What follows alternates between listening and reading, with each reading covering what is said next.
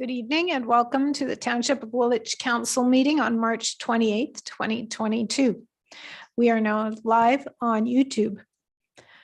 I'll start with a roll call of council. I, Mayor Shantz, am present and chairing this meeting. Councillor Martin. Present. Councillor McMillan. Present. Councillor Merlihan. Present. Councillor Redekop. Present. And Councillor Shantz. Present. Thank you. Can I have a motion the council reconvenes in open session? Moved by Councillor McMillan, seconded by Councillor Redekop. All those in favor? And that's carried. Thank you. Before we begin the meeting, please join me in observing a moment of silence.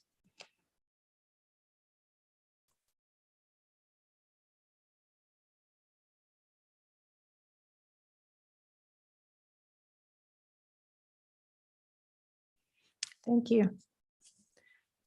I'll start with a land acknowledgement. The land on which we meet has been here from time immemorial. People have inhabited southern Ontario for about 10,000 years, and we acknowledge the Attawandaron, also called the neutral people.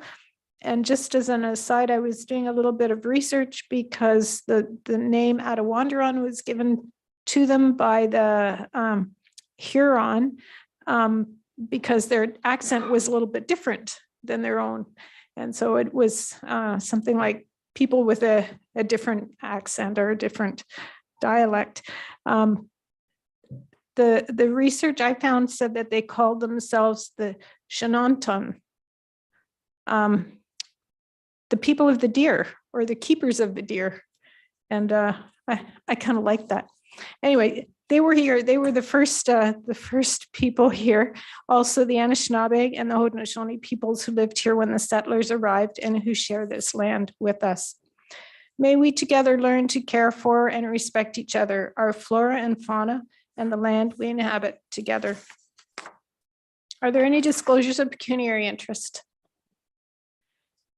Seeing none, there are no items to come forward from closed. We do have minutes from council March 7th and committee of the whole March 21st. Are there any comments, corrections, concerns? Okay, can I have a mover and a seconder then? Councillor Shantz, seconded by Councillor Martin. All those in favor? And that's carried. Thank you. There are no public meetings and no presentations. We do have one registered delegation this evening. Before we begin, I'll just read the delegation and instructions. Please leave your video and microphone off until you're called on to speak. You will have 7 minutes and there will be a timer. You can see the timer on the screen and you will hear a warning when you have 1 minute. And then again, when your time is up. Once you're finished, please turn your microphone and camera off again. You may listen in to the rest of the meeting or leave when you want. Council will hear from all speakers and ask questions of clarification. Council discussion and debate will start when all speakers on a topic have finished. We really only have one speaker this evening, so we'll ask questions when he is finished. But we'll start first with Director of Corporate Services, Clerk Jeff Smith, to introduce the topic, please. Thank you, Mayor Shantz, through you. Just as a reminder for council, we did have election report number 2. In that report, we discussed possible options, voting barriers and accessibility, and then potential impacts of COVID-19. That was in October of 2021. And at that time, council approved internet voting in principle. Since that time, staff have been working with Woolwich, Wilmot, and Wellesley, who are all looking for an internet voting provider. We issued a joint RFP together and all parties reviewed the proposals together. We found quite a lot of benefits from working together. We all found cost savings from a shared proposal. And we all supported CITL as a preferred vendor. CITL's solution was also ranked the most secure by our Woolwich IT staff. CITL's InVote had several benefits. It's a highly secure system enabling voters to cast their ballot from any location on any modern device with an internet connection. It was accessible for voters with a disability. It's hosted on a cloud platform in Canadian data centers. It allows for internet and telephone voting simultaneously with paper ballot voting, and it provides end-to-end verifiable voting for electors. And of course, staff are recommending moving forward with CITL's in-vote system, along with, so that's an internet and telephone system along with paper ballot voting for the 2022 municipal election.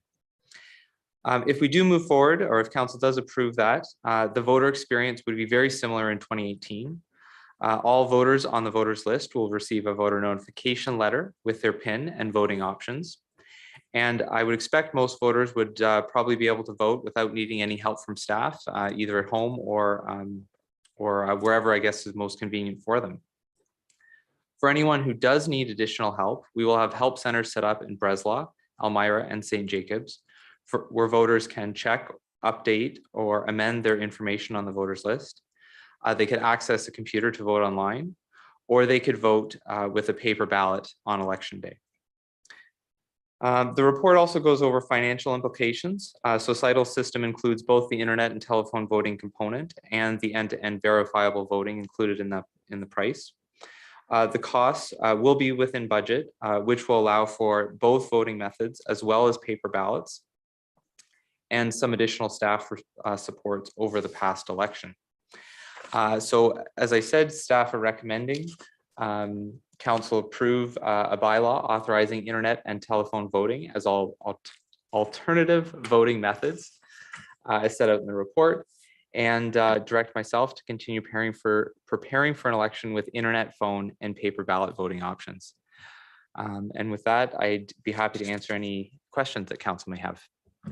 Okay, thank you. Council, do you have questions? Councillor Merlihan, go ahead. Yeah, thank you. Through you, Mayor Shantz, to Clerk Smith.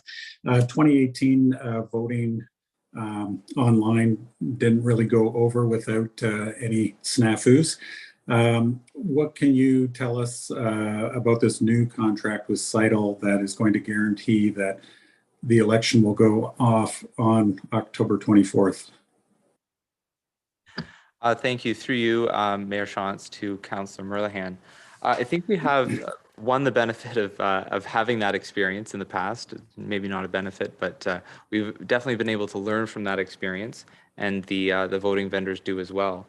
One major change with CITL's system is it is cloud-based. So when we had a throttling issue with the internet service provider of the former, let's say the former service provider, that was because of their internet service provider. And we're a lot more confident using a cloud platform that we won't have slowdowns because it can be very easily scalable. But I hope that answers your question. Yeah, it's the fact that it was considered, and I'm just wondering, are there guarantees that the service provider is going to provide the municipalities? Yes, sorry, through you, Mayor Shantz, they do have an uptime or an uptime guarantee in their proposal. Yeah. Is it 100%? It's in the very high 99.99% or something along those lines. Yeah. Okay. I guess the other comment I would have is just in light of things that are happening in Ukraine, internet security and around the world, it just seems that if you're motivated enough to shut something down, people can do it, which is kind of on display in Russia and elsewhere in those areas during war. So as much as, and I'm suspecting we'll probably hear more about that from our delegate in a few minutes. Just a comment. Other questions for Clerk Smith? Councillor McMillan? Thank you, Mayor Shantz. My question was also about throttling, and sorry, Clerk Smith, didn't really answer it. I'm not sure how a cloud-based system impacts the bandwidth. I would think with my limited tech knowledge that the information flowing through the bandwidth, if the bandwidth gets throttled, where the information is actually housed doesn't, for me, seem like it would make a difference. Could you help? And we don't need an answer to that tonight, but how cloud-based server would change the bandwidth throttling that were told was the problem last time. A follow-up to that would be appreciated. And if you could do it in English, that would be fantastic as well. Clerk Smith, do you have the answer in English or in text speak? I'll do my best. The manager of IT and I were talking about this earlier today. And I think the best way to describe it is because we're looking at us as a service provider who is cloud-based, they're hosting a number of other things on that same cloud, and their bandwidth has to be significantly higher than just the service that we're getting that night. The provider that we had in 2018 was only doing elections. So they were, and I guess as a saving mechanism, they had an artificial cap on their bandwidth during non-voting times or non-peak times to save money. As I understand it, the cloud is much more easily adaptable. So, when we're using more bandwidth, we'll be given more, and when others are using more, they'll be given more based on need. But it's not a single not a single service, I guess, that is using that same bandwidth connection. I hope that's plain language, but yes, that makes sense, because the presentation we had from the previous service provider said that the software assumed, because of the time of day, that it wasn't going to be in use. So they throttled the bandwidth at that time, not knowing that that was election night. So the fact that the cloud is in more use more regularly, that does make a lot of sense. So thank you. Mayor Shantz, I did have one other question. And again, not an answer that I need tonight, but at some point, the concern that I brought up when we theoretically approved the internet voting was not so much the security, but the one person, one vote, the different household members being able to log on to their computer and pick up their spouse's passcode and vote for their spouse. If you've got a household full of 5 people, you could have one person voting for 5 people. So, what type of assurances there can be that we are actually limiting every one person to one vote. Yes, so through you, Mayor Shantz, I guess it goes back to the same system that we had in 2018, where taking someone else's vote, opening someone else's mail are both prohibited acts, I guess, under the Municipal Elections Act and other legislation. The one benefit, and I guess it's a similar issue that you'd have with, say, vote by mail or internet voting or other remote voting methods. What we have in addition to the safeguards in legislation is, with the internet system, we can see when people voted with their IP address and some other things in the back end that administrators like myself can see. And we can look when someone comes to say, my PIN number has already been used, we can track that back to, a phone number, an IP address, and a time when that voter letter was used, if it was improperly. And actually, that's how election administrators have caught some people who are contravening the Municipal Elections Act, which isn't something they were able to do maybe using a vote by mail system. So I'm more confident in the internet voting than I would be with some other remote voting methods. But ultimately, it does go down to the legislation, and you're not allowed to open other people's mail. Thank you. Okay, anyone else? Councillor Merlehan? Yeah, thank you. Through you, Mayor Shantz. I guess it's a bit of a follow-up on a previous question with the contract. In 2018, when the service wasn't provided as advertised. The only thing that was given to the municipality was a future discount. So I'm, seeing as we're not using that service provider, that was kind of a zero discount on that. Has anything been written, or will anything be written into the contract if the internet voting isn't provided as advertised, that there will be some sort of discounting or something previously negotiated rather than afterwards? Yeah, so again, I can, through you, Mayor Shantz, I can look into the uptime guarantee and what the repercussions of that are for Cital in Cital's contract. I would just correct council. We did get a refund. The original proposal from the past vendor was a discount on future purchase, and we negotiated that with a vendor and asked for a discount based on the payments left to be made. So we did get a refund in it was either 2018 or early 2019 from the negative experience we had with the last vendor. Okay, yeah, thanks for clarifying that. Anyone else? Okay, then I will call on our delegation. We have Lee Mansher with us. Please turn your video and microphone on and begin when you're ready. Did I pronounce your name correctly? Yes, you did. Thank you. Okay, go ahead. Thanks. Yeah, so I'm a software professional in Elmira who's tested security software for BlackBerry for 5 years. And in the past 8 years, I've been at OCAS, the application service for Ontario's 24 public colleges, including Conestoga, where I'm the Director of Technology Services and have IT security in my portfolio. I'd like to address the past reports and recommendations to Council regarding online voting. I don't feel that the topics of security, privacy, and confidentiality have been adequately represented. I have one core belief in software testing, and I might frighten you to know that most software development professionals would agree with me. No one can assure software quality. Software will always have bugs.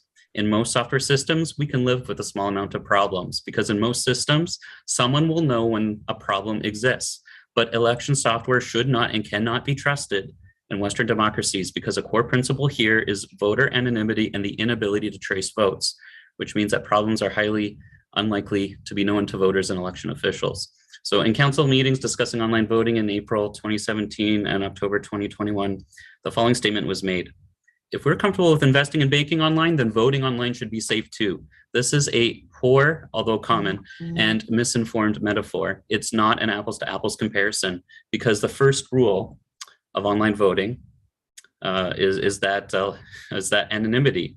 The proper analogy of banking to online voting would be that banking transactions should be confidential, such that anyone, including and especially you, the account holder, and the bank would be unable to trace back what payment was made to who, when, or for how much it was. And all you and the bank ever saw was the amount of money in your account, even if you thought it was less than it should be.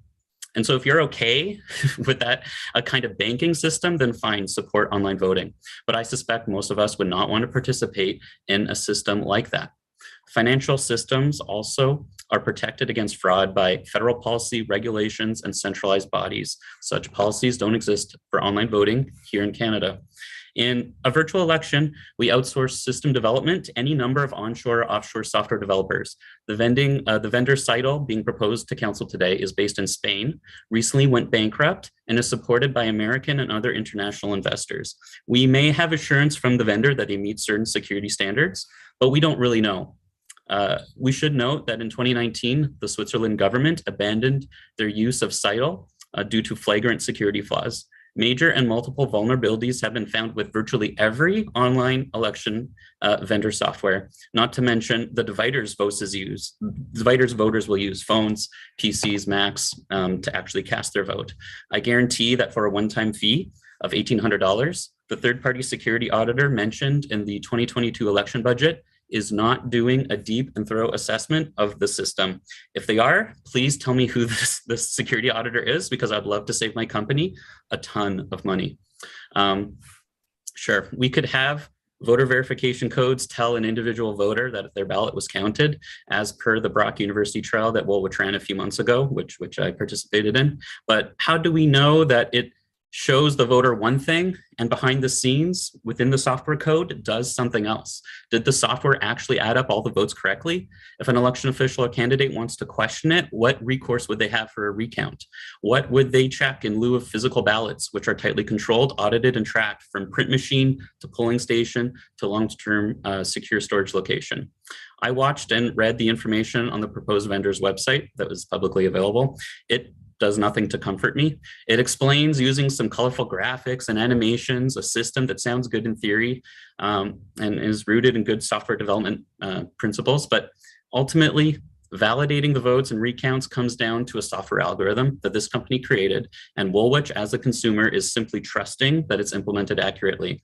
Are we willing to place the trust of our elections in the hands of an international for-profit corporation? There are also social concerns hosting online elections, as the council discussed a few minutes ago.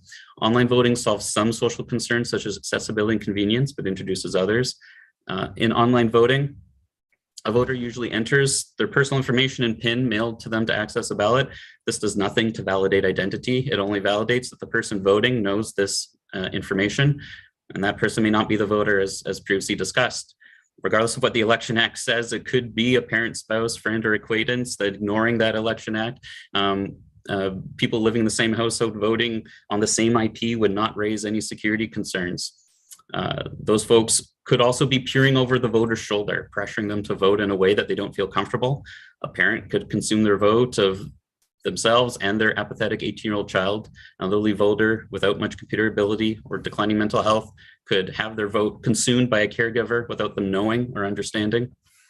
Criminal organizations could bribe voters by paying money to watch voters vote in a particular way.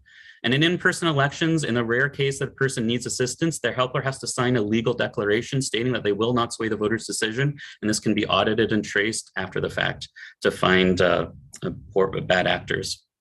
In an in-person election, we have dozens of Canadian citizens, residents, and scrutineers at a single polling station at every polling station, ensuring that one person gets one vote. Ballot stuffing is near impossible, and ballot integrity is of the utmost importance. And that's simply not the case with today's technology, actually impossible to preserve in online voting.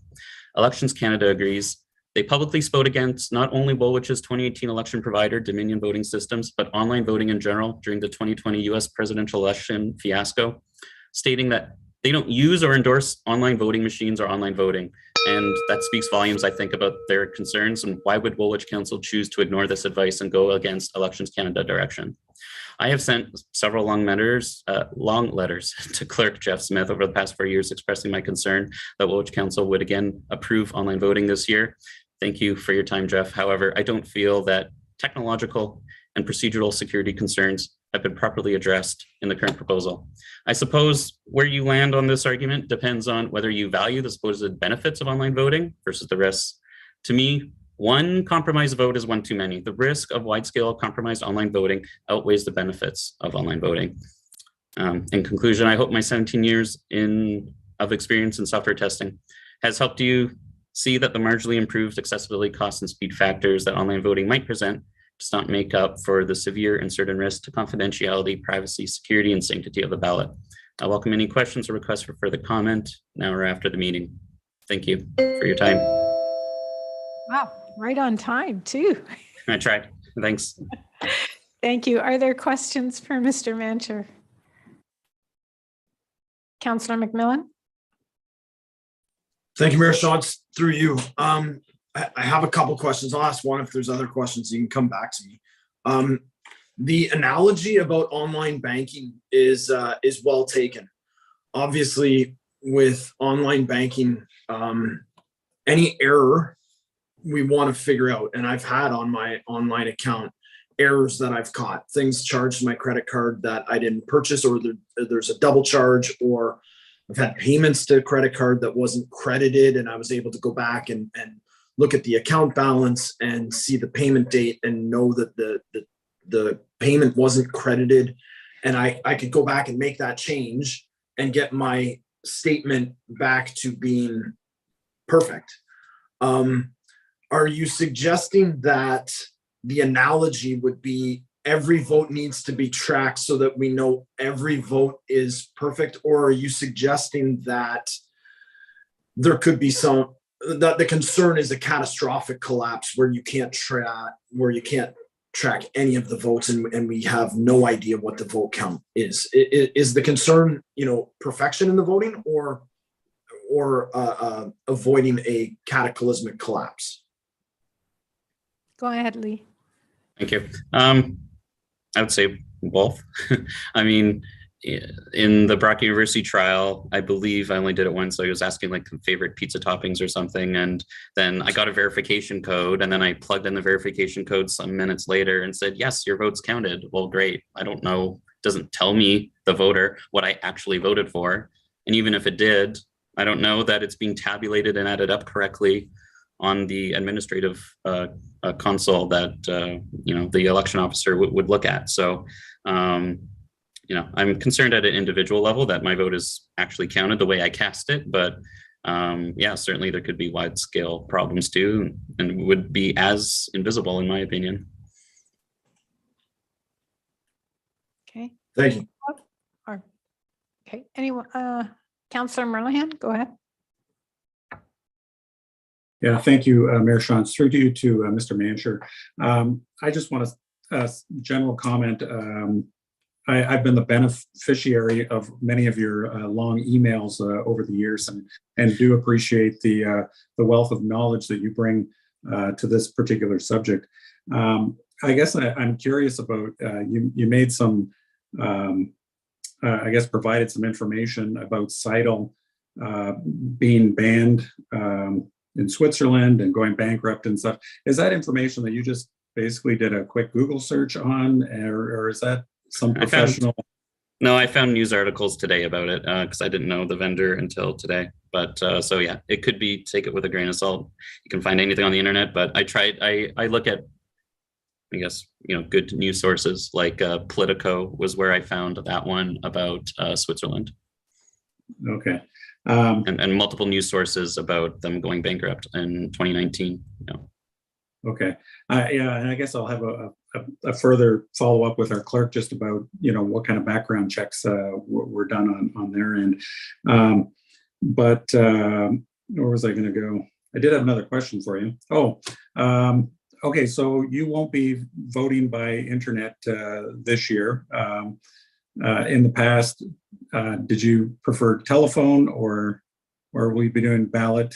On the last 18 election, I believe my only option was phone or internet. So I did on the internet, but I believe in the proposal today I was reading through, there'll be an in-person option and I intend to vote that way.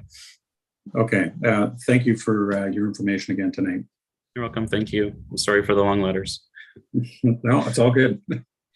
Councillor Shantz. Thank you. Through you to the delegate. You talked about the algorithm, and to me, an algorithm isn't as simple as this. This is fairly simple. It's just a matter of counting the votes and putting them in the right spot, right? It's really not an algorithm, is it? Or am I mistaken? I read I watched the video on Seidel's website this morning that explains how they do online voting. And there's a lot of encryption in place, and they, so that within their systems, they can record who voted, but not how they voted. And then they anonymize that so that when the votes are tallied, they're not tied back within their system to the voter. So yeah, ultimately it's adding up ones and zeros, I guess. But it's complicated. Cryptography over the internet. It's more simple than simply adding numbers. And even if it was simply adding numbers, an IT administrator could go in the database and fudge them. And you would have, depending on what security protocols the company has implemented, it may be difficult to detect that. So the internet's a scary place. Anything can happen. Councillor McMillan. Thank you, Mayor Shantz. Through you, I think you made a strong case that we can't be certain about security and about votes being counted correctly. And it's a good point. I've served as a scrutineer in vote counting in provincial and federal elections, and sat there as people counted paper ballots. And I was there on behalf of a candidate and was able to catch votes that the counter was going to dismiss that they shouldn't have. And there were other candidates that weren't able to have scrutineers there. And there were votes that weren't counted for that candidate that should have been. And if they had had a scrutineer there, they would have said, no, you're dismissing that ballot because you think the X is outside the lines, but it's actually not outside the lines. And so there's no perfection in paper ballots either. I think that the key is, I think your point about you wanting your vote to count. I got two questions here. That preamble is for two questions. One, the in-person paper ballot that will be counted for a person, does that alleviate any of your individual concerns? And then given your background and your expertise, do you feel like any possible errors are likely to change the outcome of the election? Or is it just a matter of, having a handful of votes that are cast in one area or come through, one spot in the cloud that are dismissed, but it doesn't impact the outcome of the election? So those two questions, if you could. For my personal sake, I appreciate in this year having, if this proposal goes through, I appreciate having the option of in-person. So that alleviates my personal concern for my vote. I think, sorry, can you clarify your second question? Are you concerned about everybody's vote being counted the way it should be? Or are you worried about, the internet voting actually changing or impacting the outcome of the election? I guess so my first experience outside of voting in the election system was as a deputy returning officer in the summer federal election. And I was pretty impressed with all of the measures put in place. And it was part of some of those debates about whether certain votes should count or not.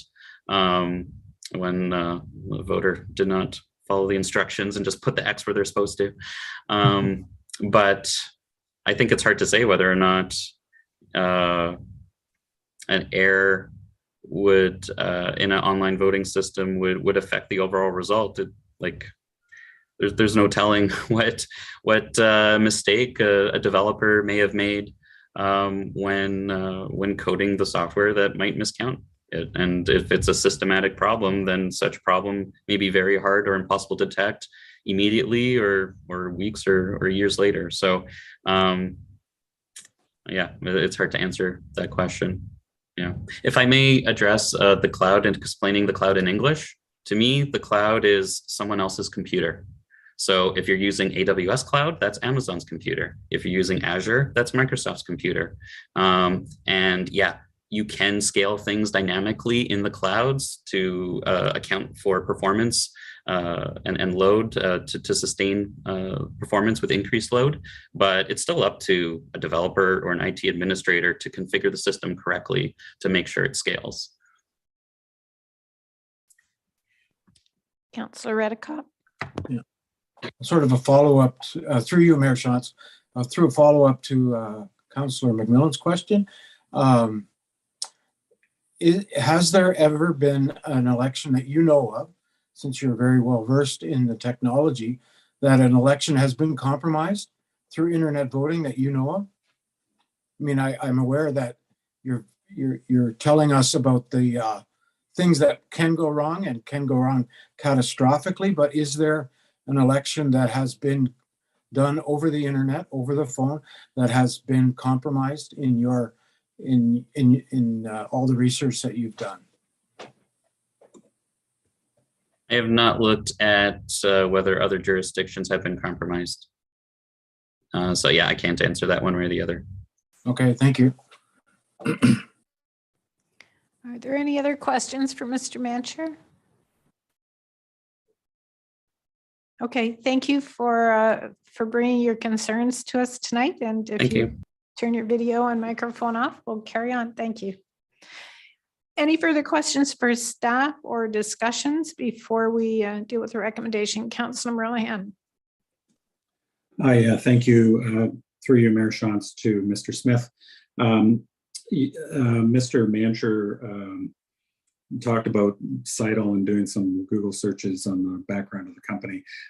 Is this information that you were aware of beforehand? And just wondering what yourself and the other clerks felt made you still comfortable with using this company?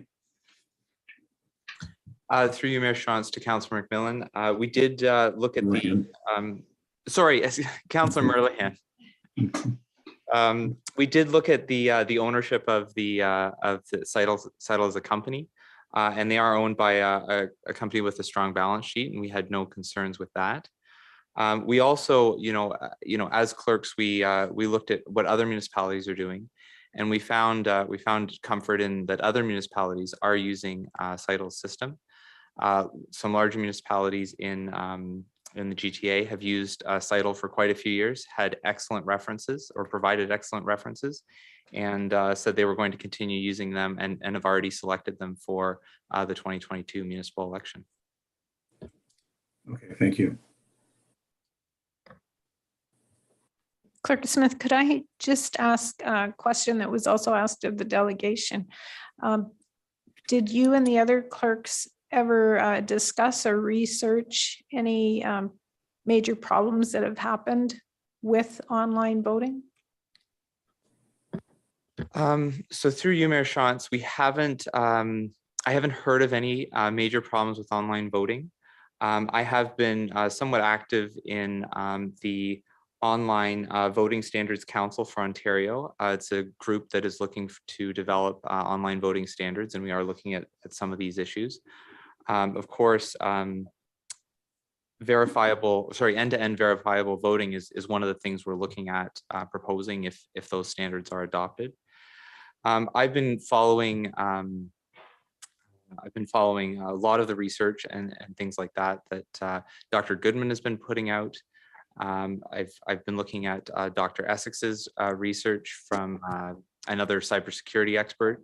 And again, he's very much into the end-to-end verifiable voting. So I haven't seen, an election that has been very clearly compromised.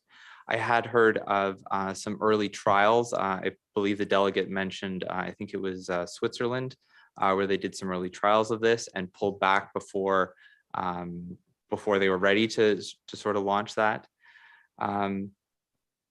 So I guess, simple answer is no, I haven't heard of any election that's been compromised.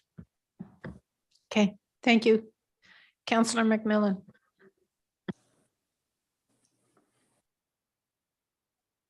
Thank you, Mayor Shantz, through you. Why are we doing this? Is this about cost savings? Is this about accessibility? Is this about ease of delivery for the township? Obviously, we're a small township. An election is a huge undertaking. Is it easier for us to deliver an election in this method than it would be with paper ballots? What's the why for us? Through you, Mayor Shantz, to Councillor McMillan this time. The why is definitely quite a few different things. So, in terms of the convenience for voters, that is something that we look to provide voters.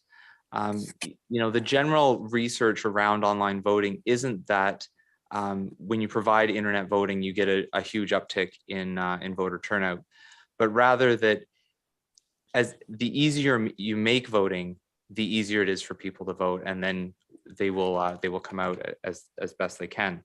I think council and staff have made voting in the past convenient for electors as well, and I wouldn't expect huge turnouts.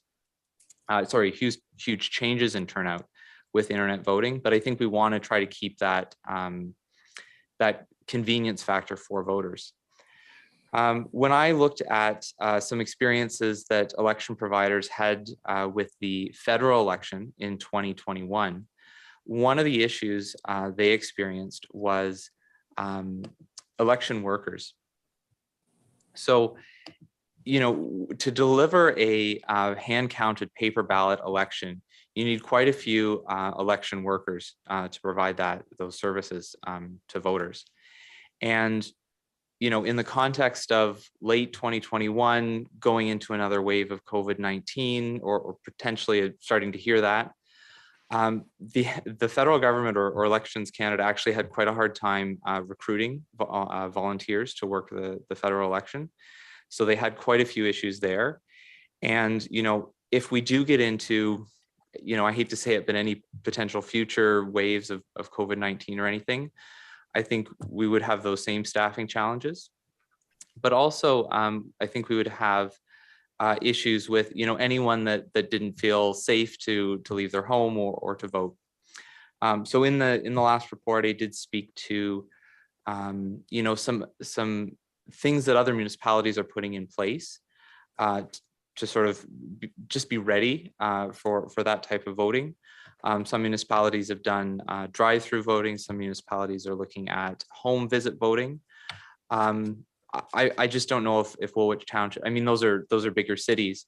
I don't know if we can do that. So to be prepared for, the potential risk of people staying home and not voting for safety concerns or anything, I think is very important.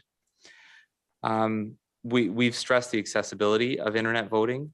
So last election, we brought the internet and telephone voting plan to our accessibility advisory committee.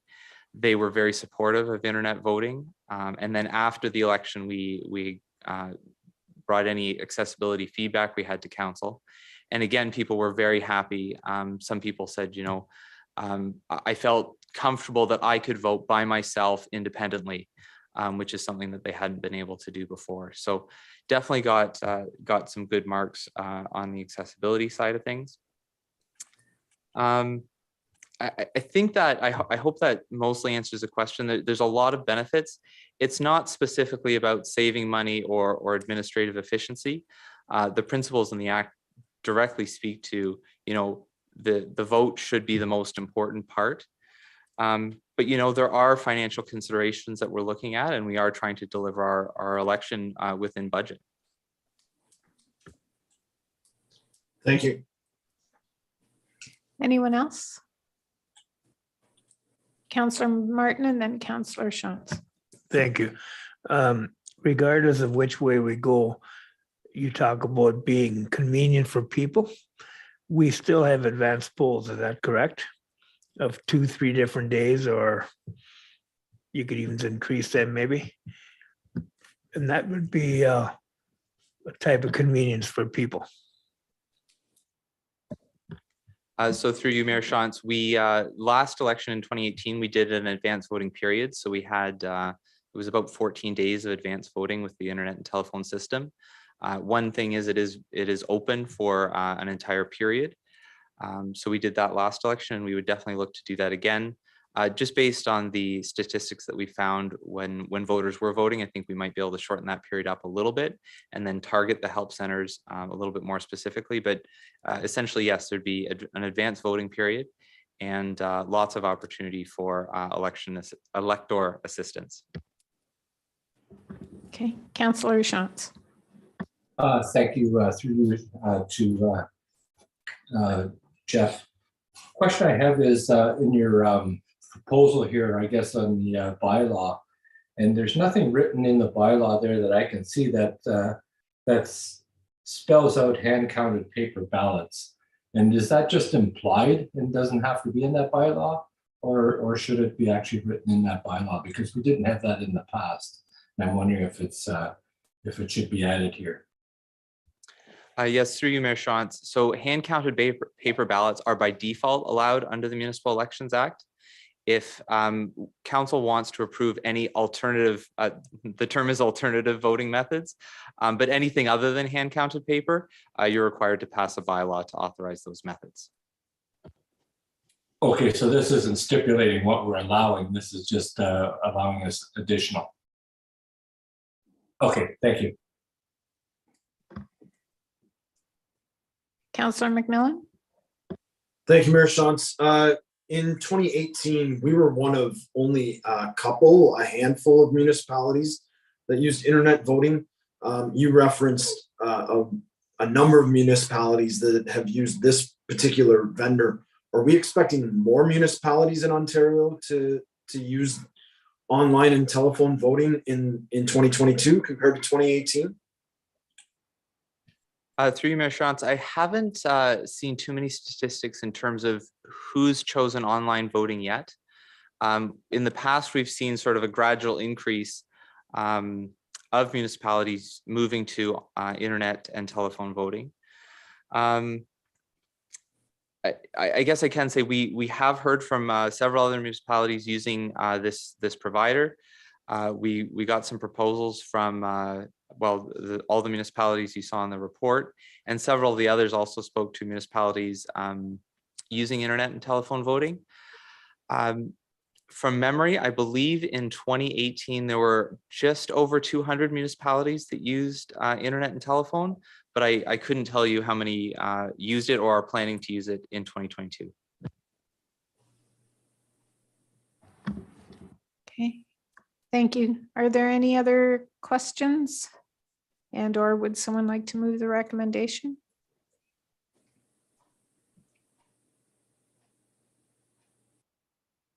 Okay, I'm Councillor Redekop and Councillor Shantz. I'm assuming you're moving the motion. Yes. Okay. Any other comments? Councillor Merlehan? Yeah, through you, just a general comment.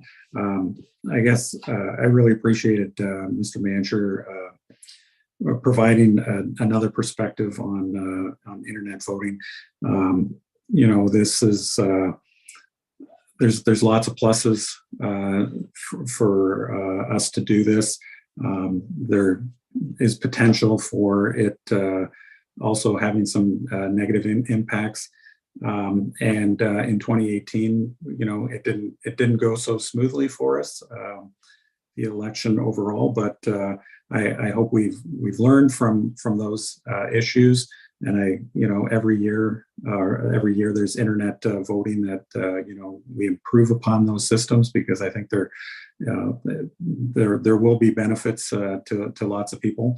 And I really wish it was something that, you know, got people out to vote, because it doesn't. We have less than 30% people voting, or maybe just about 30% people voting in the last election. And it really needs to be a lot more people, you know, doing their duty to vote. And I think internet voting has taken away the special day of voting where you go and you put your X on the ballot and have it counted by somebody and make it a social type thing. And I really think internet voting has taken that away.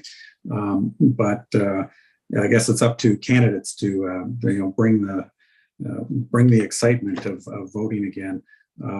So anyway, I'm going to support this proposal. I'm glad that there's paper ballots this year as well for people that are uncomfortable with casting an online vote.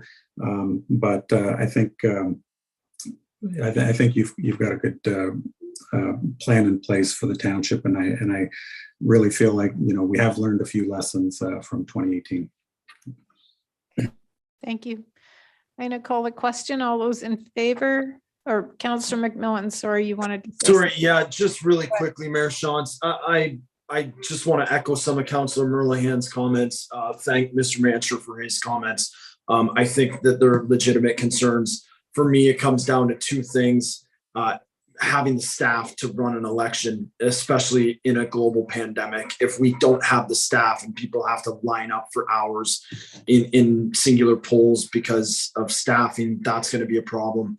And then the other thing is the accessibility. I think that we have to move to a more accessible world for people who aren't as able-bodied as the rest of us. So for those two reasons, I'm going to support it, but I appreciate Mr. Mancher's concerns, and I thank him for bringing them forward. They're real, and I hope that we can continue to address it and improve on the system and make it better.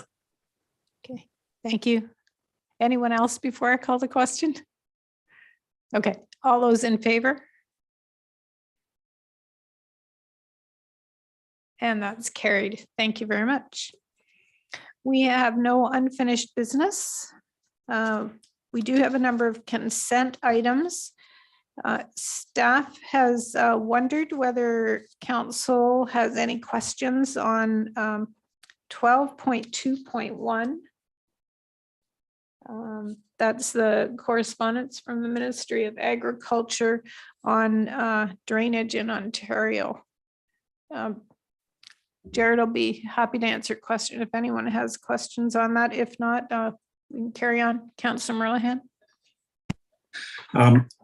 Not so, I guess there's a question in it. It might be for you, Mayor Shantz. The CN, I was kind of intrigued by that letter that, you know, municipalities are having trouble with CN regarding drainage because municipalities and regions are having issues with CN when it comes to crossings and fixing roads that are go through these CN crossings, and I'm talking about the St. Jacobs crossing when you go on the 86 to Waterloo. I've been working through the region for a couple of years. They actually had a whole, they did the advertising, everything to fix the crossing, and then CN came in and shut it down for no apparent reason. And the region's been having this issue with 5 different crossings in the region. And I wonder if you have an update on any of that. The staff, the last time they asked me to get involved with CN, and I mean, I have 0 connections to deal with that. So I'm wondering if you have had any better luck. I don't have any update for you on that, but that's a good reminder for me to follow up with that. Okay, I guess if we can add that, I guess you've already had a letter there. If we could have an additional letter with some of the issues with getting the roads fixed, because at St. Jacobs one, I mean, you drive through, you see the people going around onto the shoulder on both sides because they're quite bumpy going across there. Thank you. Thank you.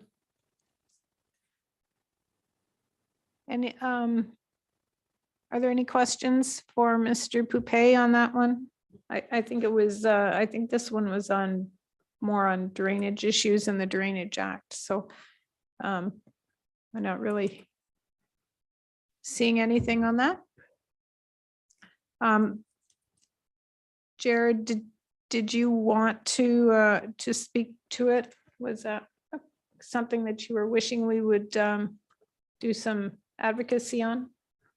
Yeah, thank you, through Mayor Shantz, to members of council. I think that was the piece really, is just to make sure that council did see the letter and was comfortable endorsing the letter.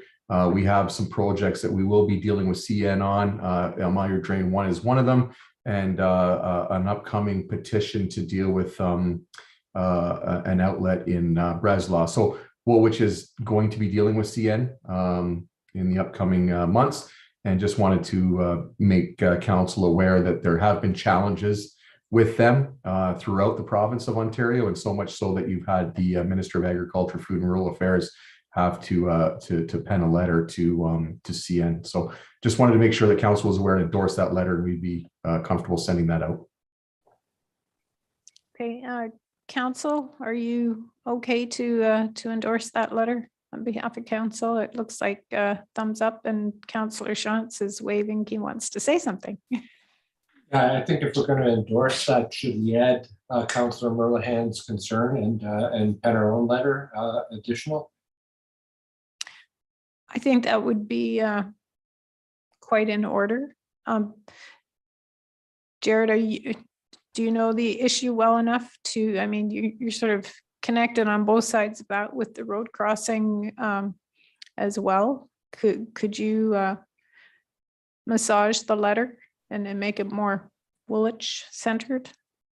Yeah, through you, Mayor Shantz, to Councillor Shantz's question, we certainly can modify the letter to suit Woolwich. I think what would be important for us to understand as well, what issues the region has had as the road authority and dealing with CN. We have not had those same issues. So I'm just not sure what the issues are involving there, but something we can certainly look to. And then maybe what we'll do is circle back with council in an email about some of the issues the region has, and then we can craft the letter accordingly. Is that, if that's comfortable for council? Sure. Could you be in touch with the regional staff on that? Yes. Okay, excellent. Thank you. So I think, yeah, Councillor Martin still has something. Go ahead. Yeah, thank you. When it comes to that CN crossing, I'm not sure if we're correct saying that CN backed down from it. If I remember correctly, Steve Nevins was supposed to fix that, and they were working someplace in the area. And by the time they got there, the asphalt plant was closed for the year. So I'm not sure if it was a CN issue. Okay, well, Jared can verify that with the region and see if it makes sense to put in the letter. Anything else on that one? Okay, is there anything else on the consent agenda that anyone would like to discuss? Can I have a mover and a seconder for the consent agenda then? Moved by Councillor Shantz and seconded by Councillor McMillan. All those in favor? That's carried. Thank you.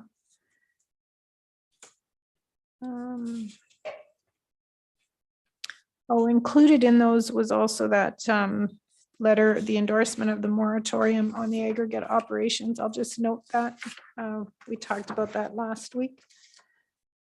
And finance was in there and information items. So we are back to staff reports and memos. And I will call on Mr. Poupet again to talk about the Industrial Drive Road, Industrial Drive reconstruction. I'm having a little trouble tonight. The Industrial Drive Reconstruction Tender Award. Take it away, Jared.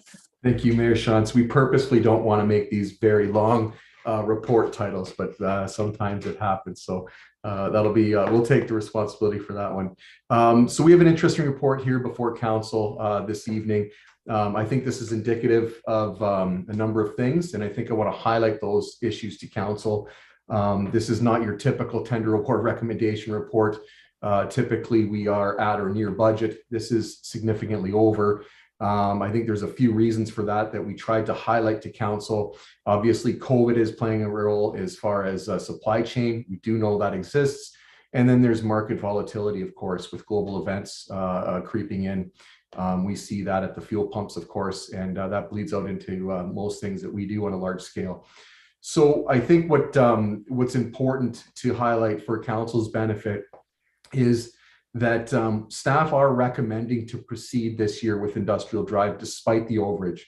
I think when we've looked at this and did a bit of a deeper dive into this, we had 5 generally competitive bids. I would say certainly between first and second was under 3% difference, and you had about 13% between first and third bid. When we started looking into the unit rates, there were some interesting trends that we saw. Everybody was very competitive as far as pipe prices and concrete manhole prices. Those are significantly up. So across the board, that's something we saw. It's not like we saw one bidder low and there was a huge variance. There was not much variance between pipe and manholes.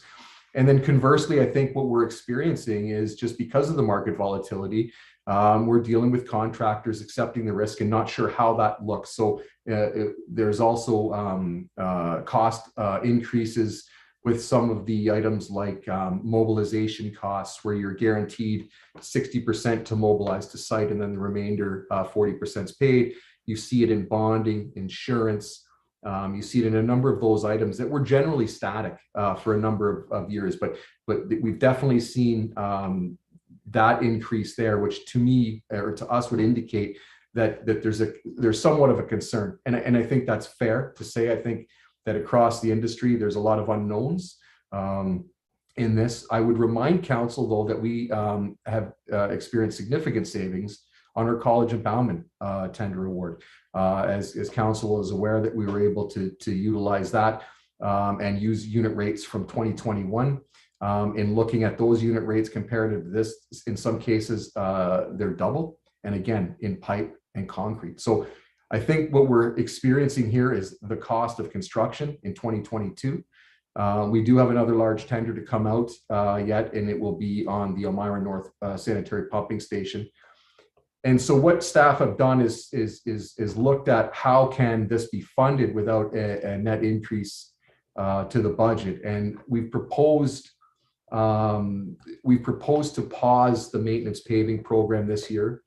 That reallocates $225,000 in community. I apologize here. So in OCIF funding, and also $62,000 in levy from infrastructure reserve. We don't see a problem with pausing the maintenance paving program. We'll remind council again that if it's a maintenance paving road, it means the road is already deteriorated to a now need, meaning it needs a full-on reconstruction. So there is no cost savings to doing a maintenance paving road or deferring a maintenance paving road. It's already at a state of disrepair. That's the impetus of that program. And then we have a couple of items between sidewalk and streetlights that are funded through levy dollars. And this year, council's reminded that Heidelberg is the large project that will be undertaking the streetlight replacement program. That's phase 1. We do have a budget estimate from Hydro, and we feel comfortable that there's likely to be some savings. And even if that means to shift some planned work until a future year to be next year, potentially in either the sidewalk or the streetlight program, we feel comfortable in being able to manage that. Again, for the sake of industrial drive, we feel that's more important to do and to not defer. The deferral and the problem that staff have with deferral is namely resourcing. We spent considerable time in preparing the 5-year capital budget and forecast. There's a lot of pressure from regional projects. Now, Church Street has been cut into 2. That's going to bleed out to next year. We've already got Barn Swallow Drive on the docket. We've got Breslau Wet Well construction to occur next year. Duke Street construction is something we've absolutely want to get done next year after this first phase of Church Street occurs. And we've got the second phase of Maryhill, as well as Water and Yonge Street, which has been long overdue, quite frankly. So there are a number of challenges that would occur if there was a deferral. And again, there is no guarantee we're going to see a better price. It's possible. It is possible this could be a blip year. This blip could last for a couple of years. We're unsure, but it is somewhat consistent with what we've been seeing in the market to date. So I think there's a lot of information contained in the report, and I would be happy to try to answer any questions council may have. But generally speaking, we feel it's important to move forward with this. We think overall we're getting good dollar cost averaging with the 2 large reconstruction projects, and quite frankly, we will see what we get on the wastewater side with respect to the North Pumping Station.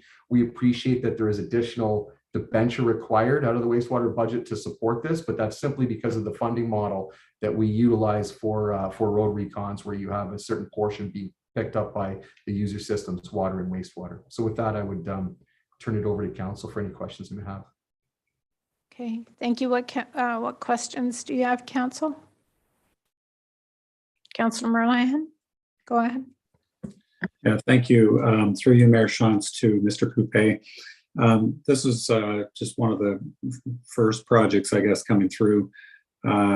Other projects this year, when it goes through the RFP, if they all get this kind of treatment where, I mean, this one's 810,000 above, are there any other areas to snipe from that aren't going to take away from, other areas of the township budget to make other projects go ahead? Or are you already looking ahead to see if something can get scrapped if pricing comes in like this for other projects?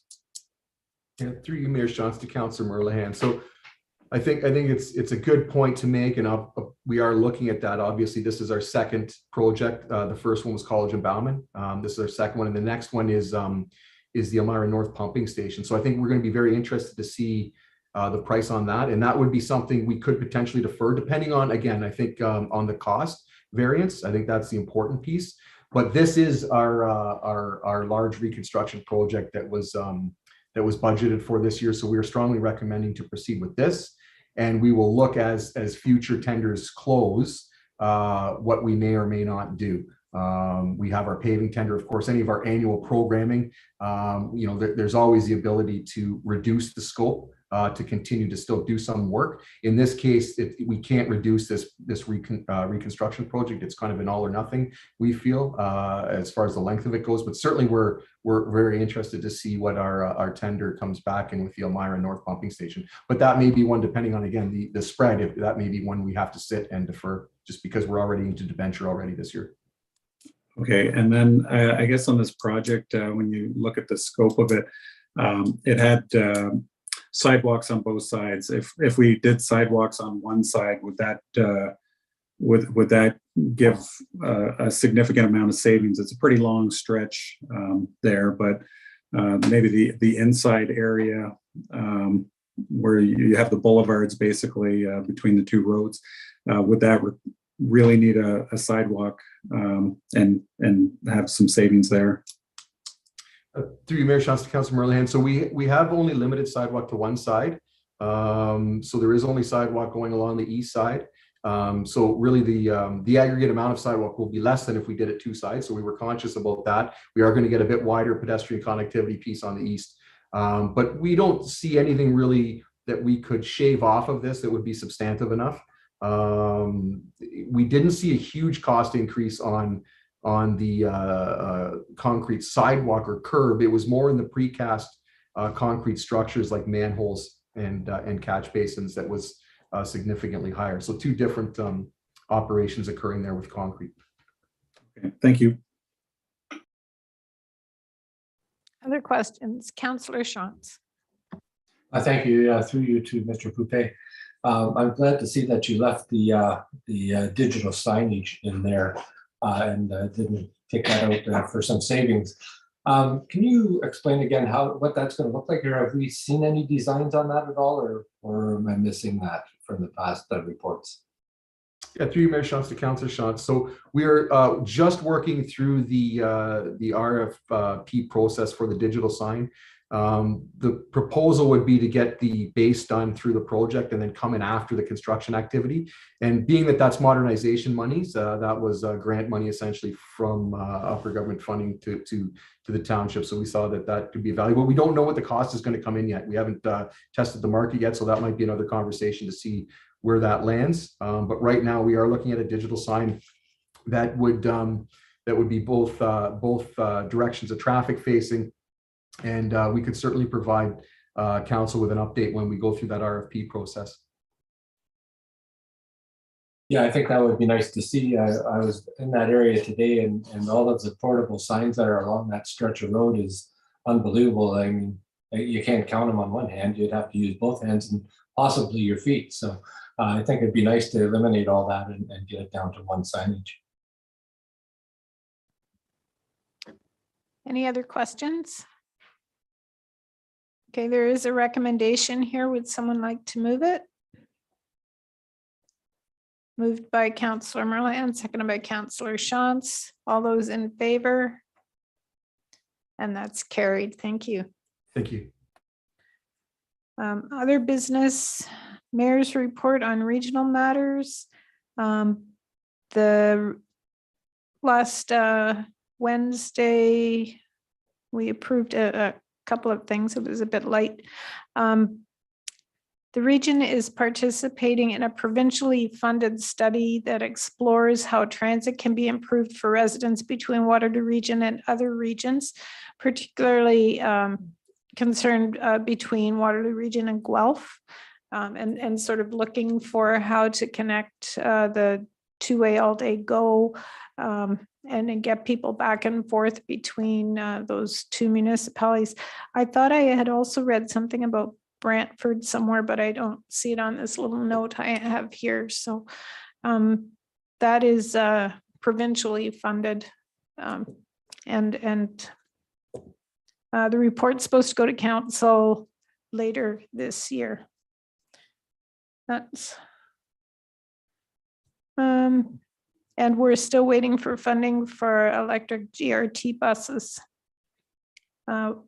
We are intending to purchase 11 electric buses and charging equipment to provide an energy-friendly transportation service that promotes sustainable transportation, environment and climate action, and a thriving economy. That is all I have from the region at the moment. Council reports and updates. Nothing. Outstanding activity list. Nothing. Notice of motion, none. I have a motion that the following bylaws in the hands of the clerk be read a first, second, third time and finally passed, and that they be numbered as bylaw number 21-2022 to 24-2022, and that they be signed by the mayor and clerk and sealed with a corporate seal. And we have closing parts of a road known as Peel Street, permanently closing part of a forest road known as Woolwich Township Road 60. Bylaw to authorize internet and telephone voting, and a bylaw to confirm all actions and proceedings of the council of March 28th. Mover and a seconder, please. Councillor Redekop and Councillor McMillan, all those in favor? That is carried. And that is the end of our agenda. Motion to adjourn. Moved by Councillor McMillan and Councillor Martin. All those in favor? That's carried. Thank you again to all who participated or tuned into the meeting tonight on our YouTube live stream. I'll also remind council to stay connected until we receive confirmation that the live stream has stopped. Good night, all.